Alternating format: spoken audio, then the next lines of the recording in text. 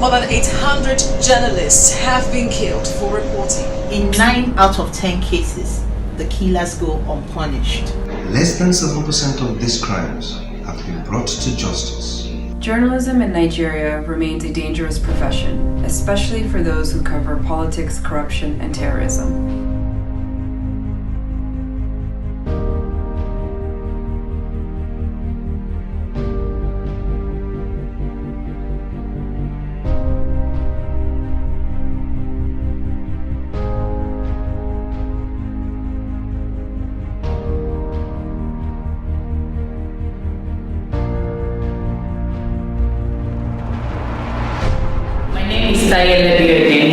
I'm a correspondent with the News Agency of Nigeria, NAN. My arrest on August 14th, so I went there, and on my arrival I understand that my colleague, was also being detained in my stead. On January 4th, 2018, there was an inauguration of the Inland Dry Port in Kaduna, which we were all invited to cover by the Minister of Transportation. But when we got there, we met the security agencies in front of the building. They asked us to actually identify ourselves, which we did. But one of the policemen just came from nowhere and said, "Nobody is entering now, we should just stand there, there's no space in the venue." I was interrogated by a commissioner, a police commissioner, and he answered. He asked me to, tell him about my sources and all that, which was exactly the same question that the men at the STS asked me, which I didn't give to them, of course not. So we stood. I was standing behind an AIT reporter, and before I could realize what was happening, the next thing was a punch on my eye. At that point I couldn't see properly. I knew I was just on the floor. I didn't know what actually happened. The commissioner said, since I wasn't going to present give up my source, I should be taken into custody. So that was how I ended up in detention from August 14th until the 17th. And then I realized that I had been brutalized, my face was swollen. We couldn't even have access to the venue, and we didn't cover the event. When I was being asked for my source, it was just orally, but I felt that the more I spent in custody and that the police IG may get angry. But of course, psychological trauma, losing your freedom. My colleague had a picture of the guy who actually hit me on my face. He insisted that we needed them to identify the person who actually hit me on the face. But I discovered that they were not willing to actually bring out this man. I was arraigned, in what I would describe as being in secret because I wasn't allowed access to my lawyer. They just said, okay, it would take some time to be able to locate the person. Until today, nothing was done. And I'm still supposed to return to court on November 7th, for continuation of the so-called trial that the police set in motion against me. What I was charged with was secret, violating official, or stealing official secrets of government. Inoculated within the otherwise impenetrable walls of laws, guaranteed as fundamental and not to be tampered with by Chapter 2, Section 22 of the Nigerian Constitution, Article 19 of the Universal Declaration on Human Rights in 1948, and other such charters and articles, freedom of the press in Nigeria is not safe from overreaching government representatives and agencies. While impunity against journalists is not peculiar to Nigeria alone, as the most recent case of the Saudi fiefdom's murder of Jamal Khashoggi and the rape and murder of Victoria Marinova shows, press freedom in Nigeria has been on a sustained decline since 2015, according to the World Press Freedom Index. Ranked 119 out of 180 of the 2018 World Press Freedom Index, which is an upgrade from its 122nd position in 2017, this step notwithstanding, Nigeria is still in the red, a color categorization that typifies an inadequately free press. Of the three parameters that exemplifies press freedom, plurality is the one on which Nigeria scores OK as a very pluralized media environment exists, with privately owned print and broadcast mediums, including web-based platforms, outnumbering government-owned mediums. This plurality has, however, not translated into a genuinely free press. Harassment, torture and beatings, destruction of work tools, unlawful arrest and detention without bail, threats, closure of media businesses, and cyber attacks are still the order of the day. Today, we can say that there is a silent war going on against journalism. That is how bad it is. A clear indication that journalism matters. It matters for accountability.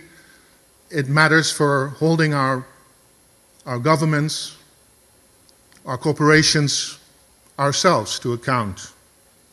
If you look at the ranking numbers of countries where impunity for violence against journalists is a rampage, you find countries like Mexico, Nigeria, India, Bangladesh. The frivolous petitions bill, introduced in 2015 and thrown out in 2017, although not before it passed second reading, is an event that underscores government's perception of the press and its corresponding activities against press freedom, though they would argue otherwise. In the history of Nigeria from independence to now, I would classify this period as the best for media and press freedom in Nigeria. As we speak now, the last 3 years have not witnessed repressive laws. It has not witnessed any closure of media houses.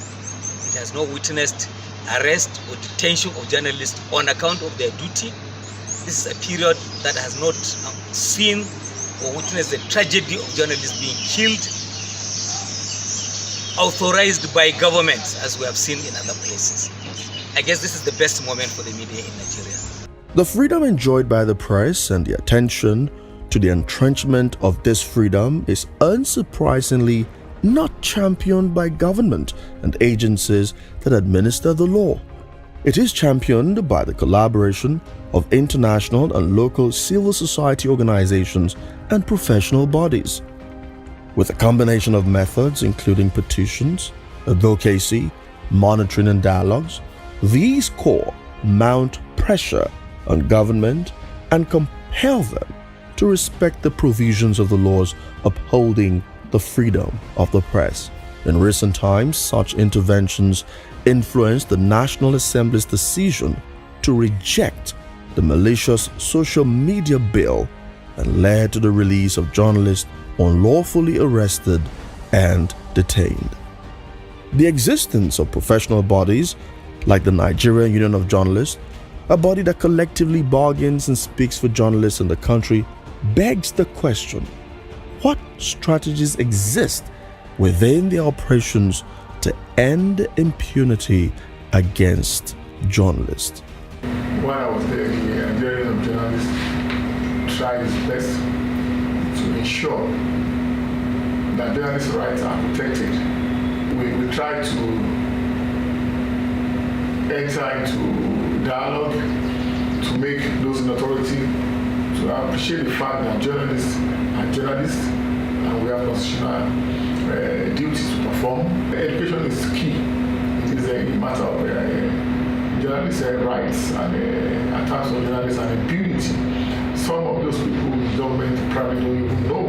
To further that understanding, we had a committee we had put in place on to check cases of attacks on journalists. The committee is composed of members of the union, members of the security agencies, all represented: police, the army, navy, prisons, all the other security agencies put together. They are represented there, and we have the 3 layers at the local level, at the state council level, and at the national level.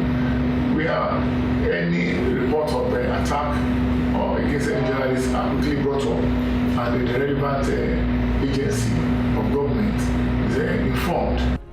Local and international civil society organizations working in tandem keep the fire of advocacy stoked for a freer press and ending impunity against journalists.